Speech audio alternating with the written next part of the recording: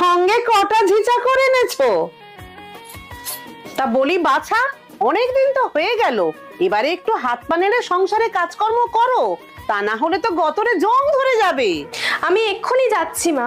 চলো বৌদি, দুজনে একসাথে গল্প করতে করতে সব কাজ করে নেব। মা গো মা, কি পিরিত! দেখবো দেখবো দিয়া নতুন বউয়ের হাতে কত কাজ করতে পারিস। তোমার গলার হারটা কিসের?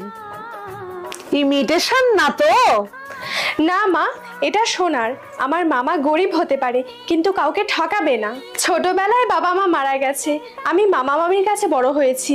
বাহ, তোমার তো বড্ড খিদে। বাবা মা কাউকে রাখোনি, দুজনকেই খেয়ে নিয়েছো?